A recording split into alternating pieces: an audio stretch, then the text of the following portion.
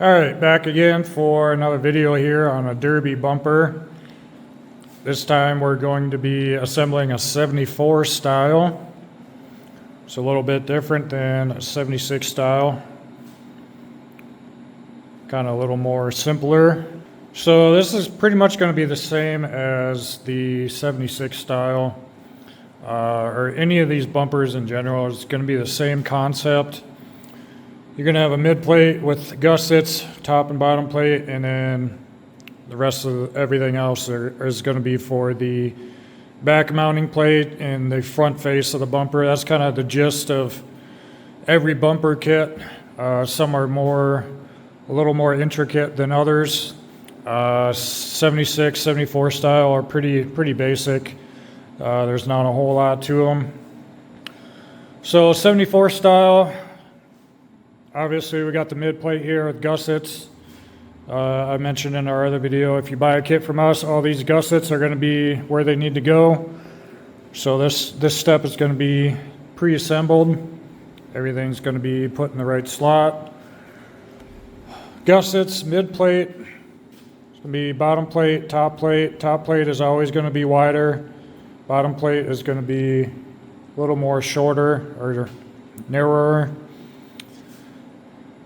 Rest of this stuff going to be your backing plates, and then the rest of this will be for the front face of the front bumper. Got our end caps right there. Yeah, this one is pretty simple, pretty basic, so we already went ahead and did this, but first thing I would recommend doing is laying everything out kind of like we did. Giving everything kind of a quick wire wheel, quick touch up with the grinder, get all any excess slag and burrs, whatever, what have you. Lay everything out, get them cleaned up, and then do an inventory. Most of the pieces will be in pairs, so each piece should have a pair. If you have a single piece that doesn't have anything to it, or anything to match it, you're probably missing a piece or lost a piece. So this is the 74 style non-tapered. There is a tapered version of this bumper. This is a non-tapered version. The assembly on the taper version is a little bit different, but for the most part, it's going to be the same. I think I might do another video on the tapered version. My goal is to do a video on every single kit that I have available, so over time that may come. It's just going to take time for me to put everything together, but yeah, 74 style, non-tapered, 36 pieces you should have. So once you get everything laid out, do a quick count. 15 gussets there, and we got our middle, top, bottom plate, and then all these other pieces, but 36 pieces total. Make sure you got all that. And then the first step is going to assemble the gussets in the mid plate, if that's not done already. With the gussets, I mentioned this in another video as well, they usually come in pairs. There's usually one single one by itself for the very middle, and then it's usually 3 and 3. There's usually a second pair, 1 and 1 for this kind of corner right here, and then 3 and 3. That's kind of universal for all the kits. So this kind of first thing I'll do is get your gussets, make sure they're in place. Make sure, big thing is making sure they're flush in the front. You don't want to, if you have a gusset that is kind of like that and it's all the way back, it's probably not in the right spot. So you're going to have to play with the gussets a little bit if they're not assembled already, and make sure they fit up nice and tight and they are flush on the front and back. So what we're going to do now is square the gussets up and give them a tack on each side and make sure they're square this way. Give them a quick tack and then we'll move on. Okay, we got the back plate on here. Really simple. Longer rectangles on the end. The shorter ones are in the middle. Kind of line that seam up with the middle gusset there. And big thing for the back plate is just make sure it's flush with the end here. If it sticks out past that any, you're going to want to grind that back a little just so it's flush with the end here. But we went ahead and tacked it on the inside. We got our square, just kind of squared it up like that. Before we tacked it, you want to make sure it's square, because when you mount it on the car or truck or whatever, you want to make sure it's flat so the bumper's nice and level. So yeah, tack it, get the back pieces on there, tack it. Now what I'm going to do is flip it over and tack the other side of the backing plates, and I'll just make sure everything's squared up still on the back side. And once I tack it on the underside there, that'll kind of lock it in from getting out of square. So I'll go ahead and flip it over, tack the backing plates on the underside, and then we'll go ahead and get ready to start welding the middle gussets. Okay, we got that underside of the back plate tacked. We tacked it in just about every spot, so that shouldn't go anywhere. Now we're going to weld up these gussets to the mid plate and to the backing plate. And this part is kind of going to be up to you as far as how much welding you want to do. Some people weld the whole thing fully as much as they can. Some people stitch weld. Some people just do short little, 1 inch or 2 inch stitch welds. So that's going to be up to you. I'll show you kind of how I weld it after I get done, but we're going to go ahead and weld the gussets to the mid plate and then start welding the backing plate to the gussets and to the mid plate. And one thing you want to remember is to jump around a little bit. You're going to be putting a lot of heat into this thing, so either take some breaks or just jump down from side to side, one side to the other, flip it over, do some on the other side, take a break. You don't want to weld this thing fully out in one sitting because it's going to look like a banana. So take your time.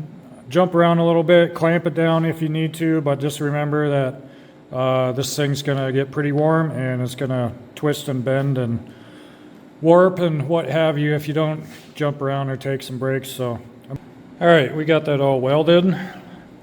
So basically what we do when we weld ours, we weld the front slot kind of to where the end of the slot lines up. We weld that on both sides. The gusset, we weld the back side, and then we do a little stitch weld on the backing plate there. Again, this is kind of preference, up to you how much welding you want to do. I don't know if more welding is better. Can't really speak on that at all, but this is kind of what we do. It's what I found to work the best. So stitch weld the front, weld the back, and then we stitch weld the mounting plate there, and that's about all we do for that. What we also did is grabbed our grinder and just kind of ran the grinder over the tops of the gussets here in the backing plate.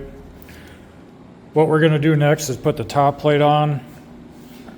Top plate is the wider one. I believe this is 4 3/4 wide right there. So we just kind of ran a grinder over everything, make sure everything is kind of flat, because we want this top plate to sit as flat as possible. So just double check that all your welding that you want to do is done, because once we put that top plate on there, it's going to be real hard to kind of get back in some areas. So just double check that everything is welded as much as you want it to be, and we'll go ahead and put the top plate on. Okay, we got that top plate fit on there. You might have to do a little bit of grinding on the back part here, depending on how this backing plate ended up, but for the most part, the front of the front plate should be flush with the front of the gussets there. It's okay if there's a little bit of a overhang. You might just have to grind that down once you start putting the front on, but kind of how that looks. There's a little bit of a gap here in the middle, but that's fine. So now we're going to weld the top plate to the top of the gussets there, and then we'll weld this back seam of the bumper as well, and then we'll get ready to put the bottom plate on. Okay, we got that top plate welded on. So this is the top of the gussets. We got that top plate on there, and then we just welded the top there. It is kind of hard to get the MIG gun down in there, so you're not going to be able to weld all the way down, but we did each side of the gusset to the top plate all the way down. If you really tried, you could get kind of that part right there. It's a little tricky to get into, but I got the ends for sure. And then we got a nice long weld on the back side of the top plate there. So this is kind of how the top plate is looking. We did take a grinder and kind of grind out that seam there in the back so that weld would kind of flow in there a little bit better. You don't have to do that, but it doesn't hurt. Helps the weld lay in there a little bit better. So now we're gonna flip it upside down and get ready to fit that bottom plate on there. All right, this is how the bottom plate is looking here. This is going to be a little bit different of a weld on the back here. This is more of a fillet weld, whereas the top one, the top plate was more of just a butt joint. So we do have a nice groove in here that we should be able to get some nice weld in. Again, same as the top plate. The bottom plate should be flush with the front of the gussets on the front here. There might be a tad bit of overhang, but that's all right. So we got this tacked on here. We got the back fitting pretty good. You might have to kind of touch up this plate here with the grinder so it's kind of fitting up tight. You should be butted against the backing plate. You shouldn't be on top of it at all. You should be kind of butted right up against it there. You may have to kind of grind some of these corners and whatnot to get it back all the way, and again, if you got a little bit of a gap, I think we got a gap. If you got a little bit of a gap, that's fine. You just want to make sure on the front here it's kind of flush. So we're going to weld this. So we're going to weld the bottom plate to the bottom of the gussets here on each side, same as the top one. Just like this, but on this underside here. And then we'll do a nice bead along the back side here. And then we'll go ahead and start working on the front face.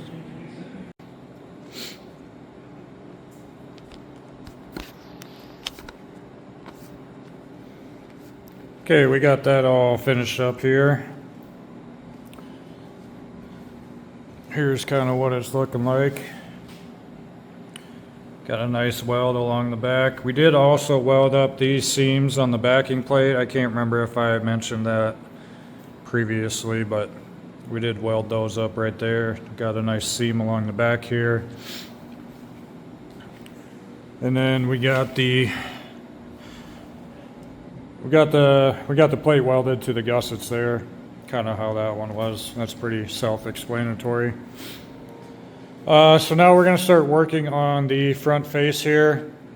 We just took a grinder and kind of just touched up all the faces, kind of like we have been doing as we go along here. We kind of just took a grinder and knocked the edge off the plate, made sure everything was kind of smooth and flush. You want to make sure everything is nice and flush. So I'm actually going to flip this around, and then I'll get all the pieces we need for the front face, and then I'll show you that. All right, we got the bumper kind of flipped up here on its backside, so the front is facing up. These are the pieces you'll need for the front face. I'll just kind of go over them quick here. So this longer rectangle, it's going to be 4 inches by 18 3/8 about. It does have, this longer rectangle will have a miter on one side, and one side will be square.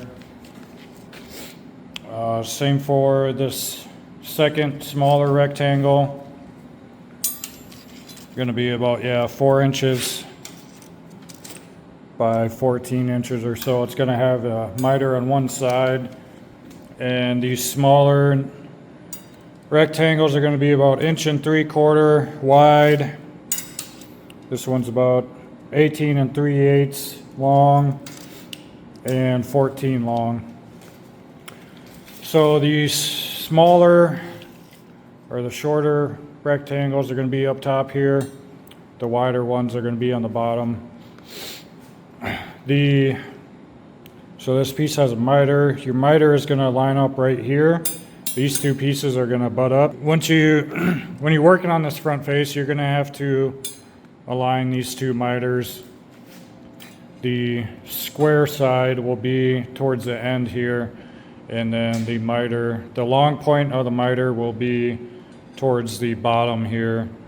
The short point of the miter would be up top, so you're going to have to line those up, make sure the miter lines up the right way, and then the skinnier pieces will be along top here, kind of like this. Then it should be flush on the bottom and just about flush on the top as well. You're going to have to kind of adjust them a little bit, but you are going to want to make sure the end is flush as well. You may have to grind these a little bit, but you kind of got to shimmy them around, kind of even them out. The pieces should basically align in the middle. This is the middle gusset, so your pieces should kind of land on the middle right there. And then this side will be the same as that side. So I kind of like to put all my pieces up there and kind of mock it up, make sure they're all the right pieces and that they're going to fit. And then I usually kind of line the top piece up first, tack that in place, and then I'll put the bottom on, tack that in place, and then I'll kind of do the same for the other side. So I'll go ahead and do that now, and then I'll show you. Okay, this is kind of how the front face is looking here. Got everything tacked up. Got the ends flush. That way we can fit our end caps on there. Yeah, like I said, you just kind of have to adjust things back and forth. Make sure the ends are flush. It's not a big deal if you have to grind a little bit to make sure that's flush. And it's not a big deal if you got some gaps. That's just better place for the weld to go. That's pretty much it for the front face. Again, this is the non-tapered style, so it is a little bit different. It's pretty simple. So the front face is pretty easy on this one. So we're gonna go ahead and weld all these seams up, and then weld the top and bottom, and then we'll go ahead and put the end caps on there. Okay, we got that all done. There's quite a bit of welding there, but we got quite a bit of spatter on there, but that'll wipe off. Got all the seams welded, got the top and bottom welded. It all went together pretty nice, so that's kind of how that front face looks. Now all we got left to do really is the end caps here, so just going to touch it up with the grinder there, and we'll grab the end caps and throw them on there, and then we'll go over kind of the last few remaining pieces there. All right, got our end caps welded on there. Those are pretty simple. I shouldn't really have to explain much on those, but should be able to get a pretty nice weld all the way around to cap everything off. And that's pretty much it for this bumper. So there are some pieces left over. These pieces, I believe, are, yeah, 2-inch wide. All these pieces are 2-inch wide. Remember, these ones were 1 3/4 inch. If you do, it is kind of hard to get these mixed up. If you use these ones in place of this, in place of the shorter ones, your plates will be sticking off. It won't be flush on both sides. So that's kind of one thing to keep in mind. But yeah, the wider ones, these are kind of optional, if you will, to go on the front of everything. These are kind of optional to go on top. These are meant to be kind of welded, kind of just like that. What these do is just kind of create a lip on the top of the bumper, more so just to prevent anybody from kind of riding up on your bumper. Kind of creates an edge, something for stuff to catch on so it doesn't get on top of your bumper. Some guys run these, some guys don't. Again, this is kind of going to be up to you and your preference. Yeah, these basically just get welded along the top side there to kind of create a lip, like I said. And it is optional. That's up to you. A lot of guys run them. A lot of guys don't run them. Yeah, it's up to you. We do make anti-climber kits. That's a little bit different than this. It's another piece that goes on top. And it's another piece that kind of creates that edge to kind of keep things from riding up on your bumper. But yeah, use these or don't. Use them elsewhere, throw them away, whatever have you. That's going to be up to you. And then, yeah, everything's pretty much done. Some guys will. I've seen guys grind down all these welds, make it nice and smooth. I think bumpers look really, really good if you do that. Kind of grind down all the welds, make everything flush, paint them up. These bumpers can look really slick. So, but that does take quite a bit more time. So, kind of up to you on that part. But yeah, that's basically everything for the non-tapered 74 style derby bumper kit. I might do a video on the tapered style. Like I said, eventually I'd like to do a video on every style, so we'll see that when that time comes. But yeah, if you got any questions on how things go together, or if you missed a step or whatever it may be, feel free to reach out or leave a message or a comment, and I'll get back to you and try to help you. Thanks for watching.